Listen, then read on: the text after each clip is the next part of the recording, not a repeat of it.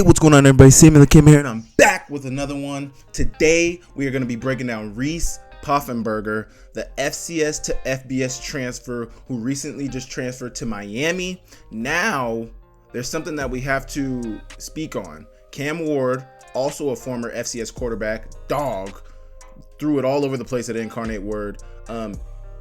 He recently just transferred to Miami. So they brought in Reese. They brought in Cam Ward. I'm pretty sure they have some other good quarterbacks that are their backups or something like that.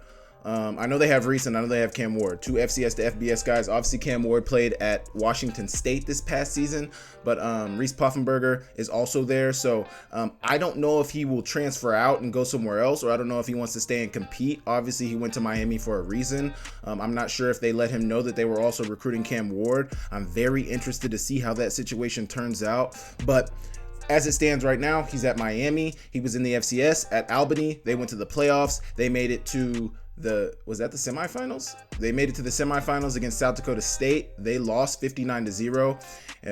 It was a tough game. South Dakota State's defense was all over the place. Reese Poffenbarger threw 3 interceptions in the first half of the game. So, that was tough to bounce back from. Obviously, probably not a great game for him to look back on, but looking back on his season, looking back on his career at Albany, at least, this guy was a dog. I'm pretty sure he finished runner-up as the Jerry Rice Award winner last year behind the Big Sky's very own Giovanni McCoy. But Reese Poffenbarger, I hadn't watched many of his games before. I actually hadn't watched any of his games before he played Idaho in the quarterfinals, but man, did that boy show out. His stats for this season: 3,614 yards, 36 touchdowns on 13 interceptions. I mean, this guy was throwing it all over the place. I don't know if he led the FCS in touchdown passes or touchdown yards or anything like that. I don't know where he ranks in the FCS. I gotta believe he ranked pretty high. I know Albany threw it all over the place. He threw it all over the place. Watching this dude, he can sling it. He can sling it. I don't have much else to say other than that. I think he's about 6 foot tall. Let's look. I believe he is 6 feet. He's 6 foot, 210 pounds. He's only a sophomore. He's from Maryland. So take that for what it is, but he threw it all over the place. This guy can actually absolutely sling it. We are going to be looking at some of his top passes from this past season, some of the top plays that he made. The first clip on there, once we get to it, is actually a penalty, but I thought it was a really good pass, but we don't have to get into that right now. This guy can sling it. I need you guys to pay attention to this. This guy was one of the best quarterbacks in the FCS football. Coulter Nuanez actually said he thinks he's the best thrower that he's seen live, and after watching some of his games back, obviously I never saw this guy live. I believe Coulter was at that game in Idaho against Albany, but I can't speak on if he's the best player I've seen live, but watching him on film, he's one of the best FCS throwers I've seen. Definitely probably the best FCS thrower of the football I saw this season, watching him on tape. I mean, I watched a lot of quarterbacks this year. Obviously, I've seen all the Big Sky quarterbacks. A lot of them are good players. None of them are Reese Poffenbarger in terms of throwing the football. This guy is absolutely on a different level. Great quarterback, great thrower of the football. I hope he has a magical career in the FBS. I'm really glad that he was able to go up to another level of football. Obviously, he played in the CAA, which is a pretty competitive conference, but obviously if you have the opportunity to go up to FCS, take it. If it looks good for you, if it's a good situation, he showed out. He showed that he had the ability, and go ahead and take it. So we're going to be watching some of his best throws from this season, and we are going to get into it right now. So if you're watching this video right now, please hit the subscribe, hit the like, leave me a comment, let me know if there's any other players that you guys would like me to break down. I know I have some that I want to break down, but if you guys like any and you guys want to see them broken down, let me know. I will get to it. We're going to get right into the breakdown. Okay, first play here is a corner route. This is like the second drive of the Idaho Albany game, and Reese Poffenbarger puts this ball on an absolute rope to the corner route here by the number 3 receiver. Just an amazing pass. You see a lot of this as well. Look at this. This can't be understated. He is on the opposite hash. This is a far throw to make, especially to make it accurately in tight coverage. And he puts it right on the money. In between two defenders. This third defender is kind of far. In between 2 defenders, but right on the money.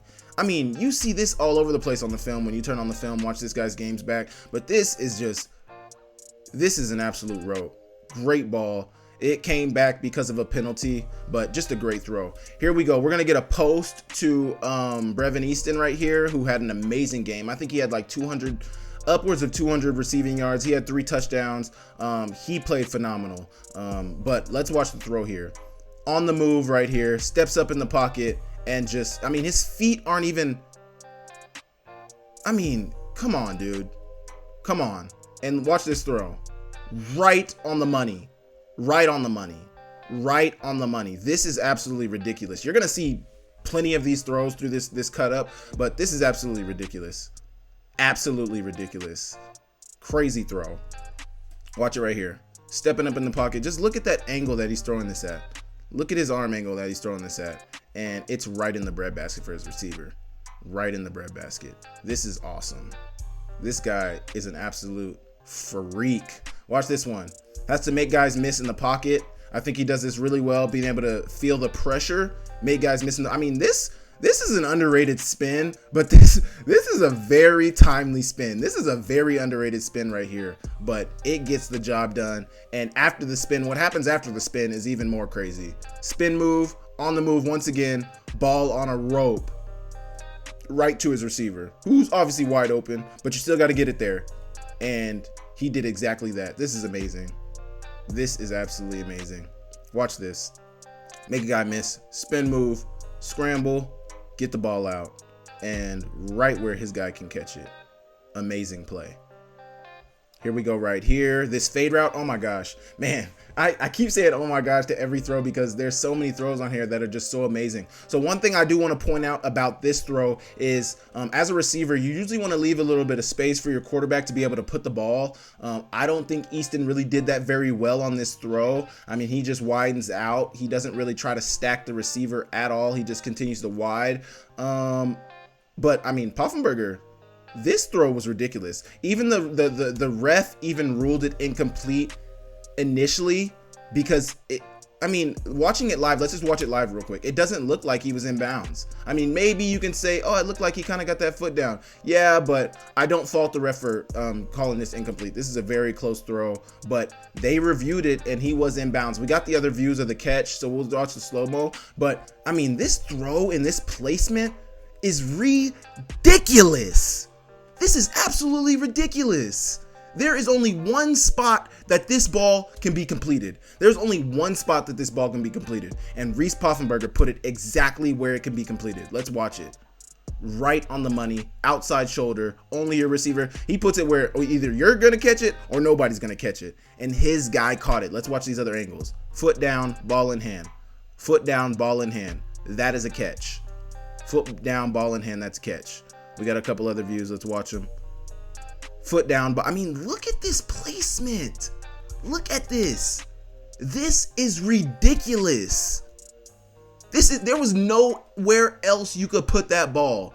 And look, the DB even stops running. He thinks, oh, it's going to be out of bounds. It doesn't matter. Let me stop. Nope. Nope. Thank you. Thank you. Boom. I mean, this is ridiculous. This is absolutely ridiculous.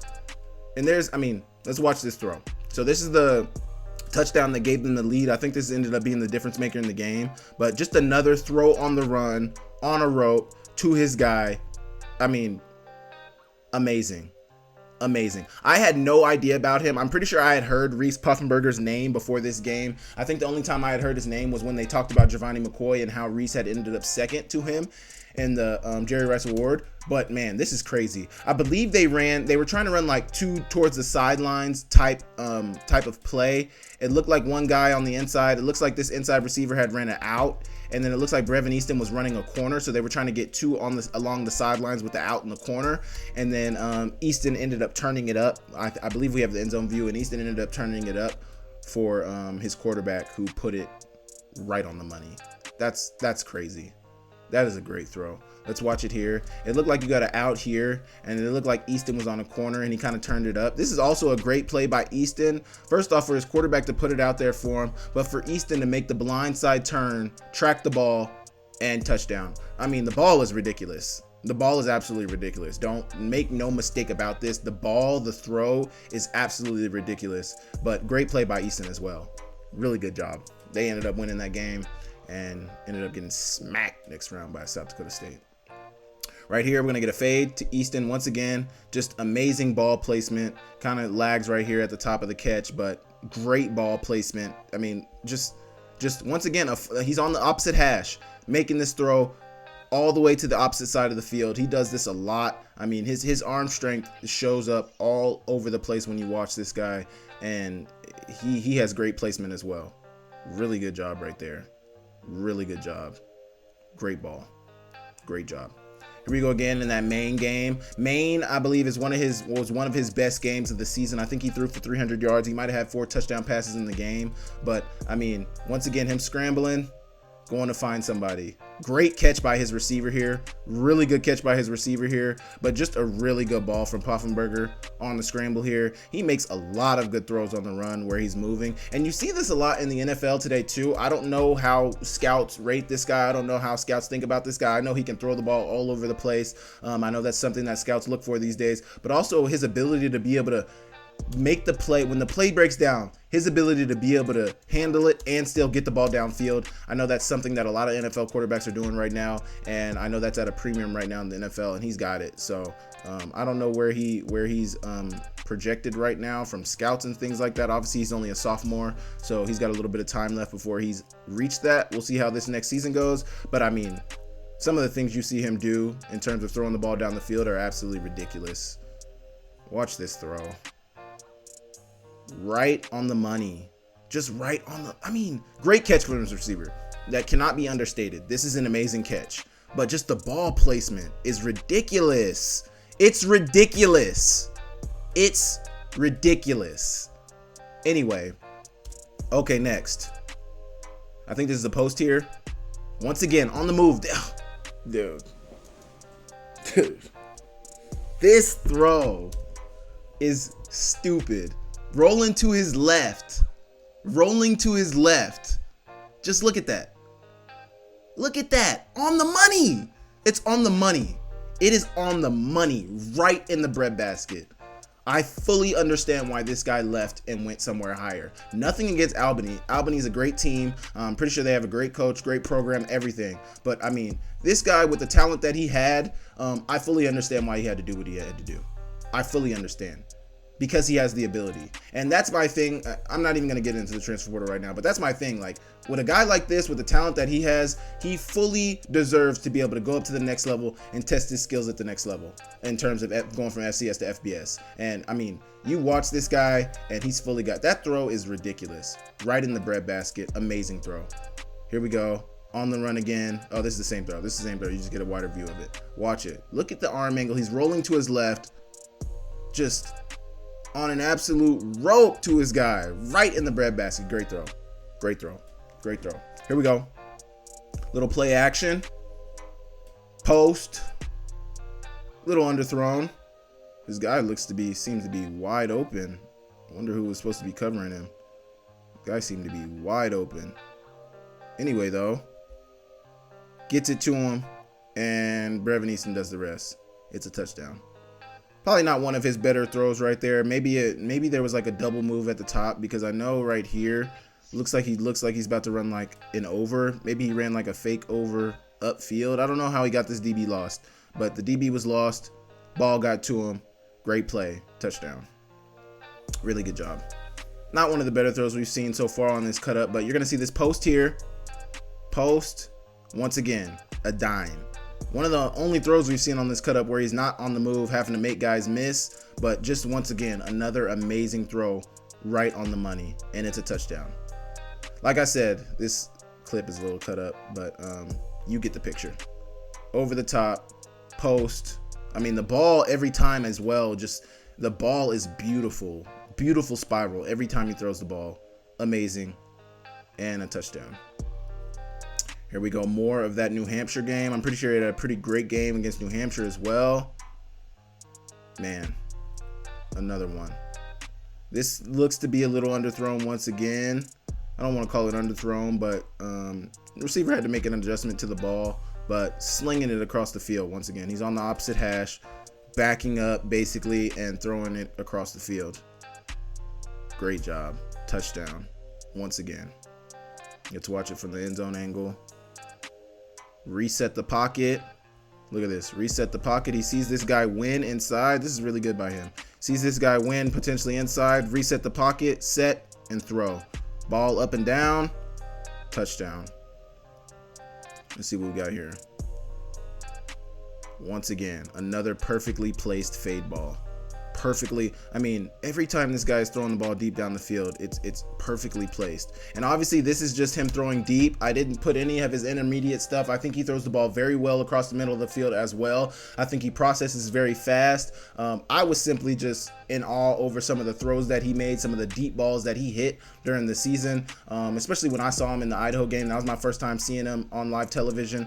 I hadn't watched any of his games, and I walked away from that game very impressed. They were able to get the dub a lot because of a lot of the throws that he was able to make during this game. I don't think his O-line had protected him very well in that game, and they definitely didn't protect him very well in the South Dakota State game. But I was very impressed with this guy. I've been very impressed with this guy. I'm excited to see how he does at the FBS level at Miami, if he stays there or wherever if he goes. I hope this guy has amazing success. But this guy is a baller, and I believe that the talent that we saw on this cut up and many of other things that he did during the season is the reason why he's going to the FBS level.